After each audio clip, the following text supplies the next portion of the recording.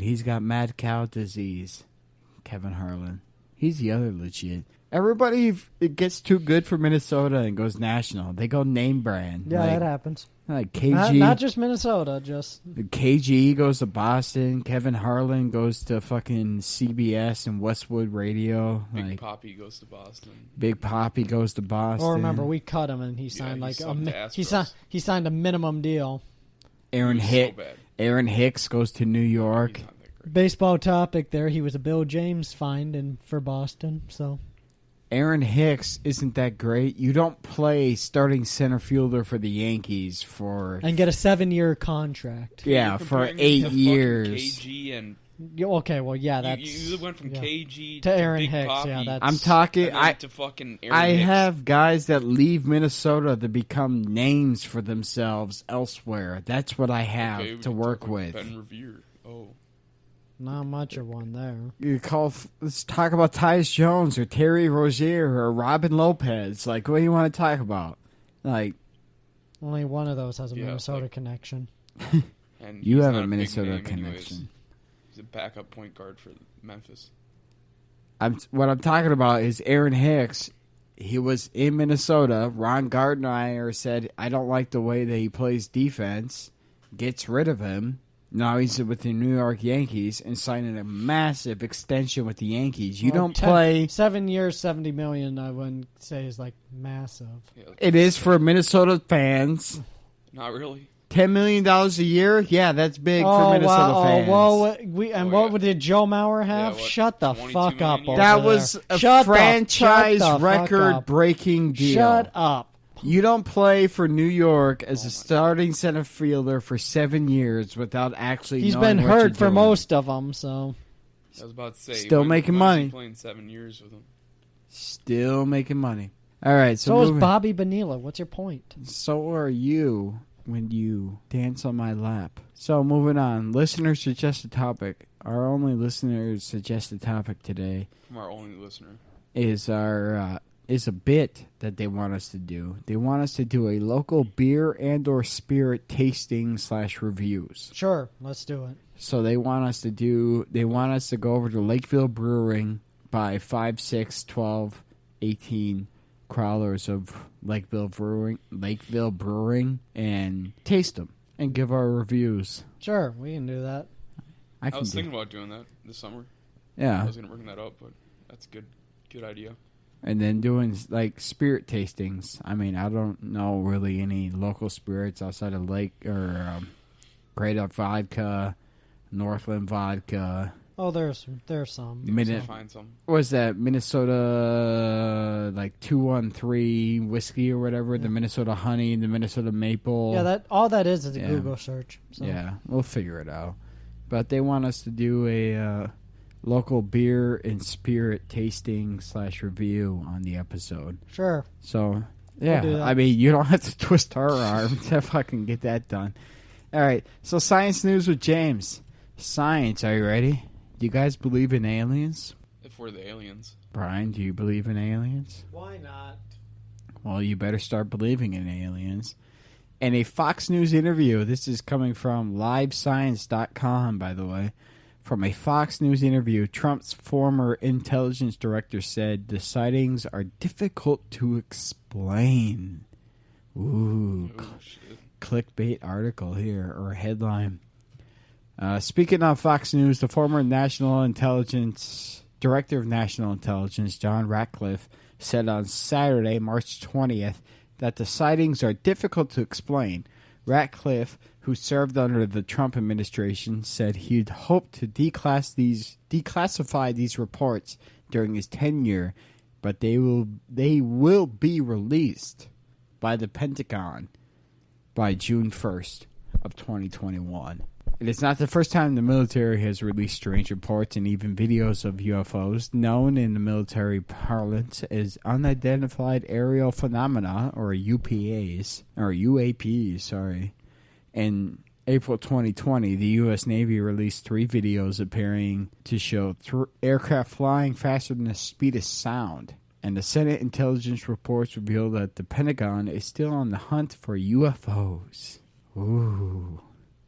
Independence Day might actually happen. for real. I mean, it wouldn't shock me at all. According to Newsweek, Ratcliffe said the upcoming Pentagon report will include more sightings and reports of objects moving in seemingly impossible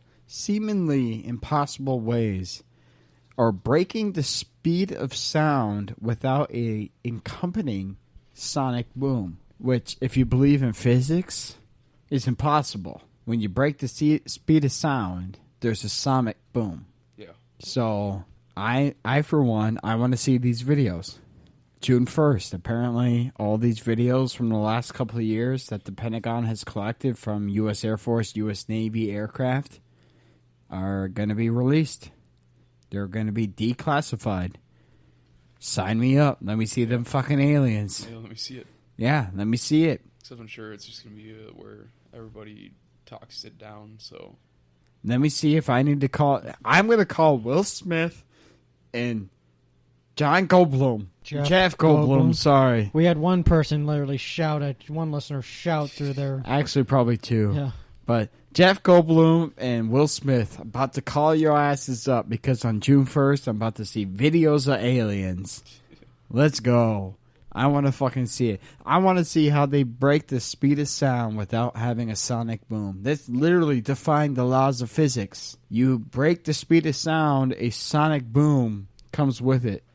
When you crack a whip, that whipping sound, that's literally a sonic boom. Because the very end of the whip breaks the speed of sound. So I want to know, can you show me? Anybody else? Tarzan? Can you show me the way? Let's fucking go, right? Aliens? Yeah, Anybody? that'd be awesome. Anybody excited? Brian, are you excited about this? Let's I'm go. all fired up.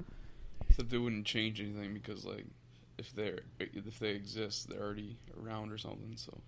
Yeah, fucking June 1st. We're about to find out. We will be here to break down this video for you. This alien video. We'll have Brian break it down for you. Brian will be like, yep, this is a fuzzy, like, blur in a video. Oh, shit, just went behind the cloud. Oh, shit, just turned into Optimus Prime. What the fuck's going on? Yep, that would be Brian. Okay. On June 2nd, after watching the video on June 1st. That's what we're going to get from Brian. Brian, by the way, you have the banger of the week this week? Yep. So, with opening day of the Major League Baseball season coming around, and to foreshadow into our next little bit of previewing the upcoming season, the banger of the week that Brian will at least be listening to constantly, a classic from the lead singer of Creedence Clearwater Revival, John Fogerty, called Center Field. For those of you that don't know this song, watch a baseball movie, it's probably in it. It's that whole put me in, coach, I'm ready to play. The music video is pretty much all like old baseball clips with like Joe DiMaggio, Ted Williams. Notice how I had to say that part tone deaf so we don't even risk getting sued copyrighted wise. Yeah, but I'm doing it in my head right now. Put me in, coach. I'm ready to play. Speaking of which, this was our normal kind of limited sports episode, I would say. Oh, I still think we entered that. We fell down that rabbit hole. As limited as we can get, sports related episode. It's what our thing is. So we're an hour and a half in, basically. So this is we tried to make a show where people that don't want to listen to baseball talk could still have a regular, normal episode worth of content. So right now, what we're going to do coming up after this couple-second pause is a MLB breakdown where we break down the whole Major League Baseball, every team, every division, whether it's... I mean, if you're the Pittsburgh Pirates, we'll spend probably 30 seconds on you. But if you're the Dodgers, the New York Mets, the New York Yankees, the Toronto Blue Jays, somebody who actually made moves... the San Diego Padres, we'll probably talk a couple more than 30 seconds about you. So we're going to tell you everything you need to know coming into this new season starting on Thursday, the major acquisitions, the major departures, and who's actually a contender. Maybe Brian will do a World Series projection. Maybe Erik will do a World Series projection. Who knows? I don't know. because it's in the future and I'm in the present. So I don't know what happens yet. So coming up after this. So keep listening, and if you don't want to, piss off. If you don't want to, then yeah, what Brian said, piss off. But Might be here next week. Piss off, you bloody Englishman. yeah, my favorite brake pad is the one that what? Can pierce an Englishman's throat. Yep. So there's Brian. Eric, say goodbye to the people that are not going to listen to baseball talk. Hello. Oh, That's the opposite. Yeah, one of those things. There you go. All right, coming up next, the MLB breakdown brought to you by. Go fuck yourself, Guffey. All right, so this is our MLB breakdown of the 2021 season coming up. So right now, what we're going to do is break down every team real quick as Brian watches some fucking ad on Snapchat. It had a penguin. Was it dancing? It might have been. So starting with the AL West. AL West. Here we go. It's in the West.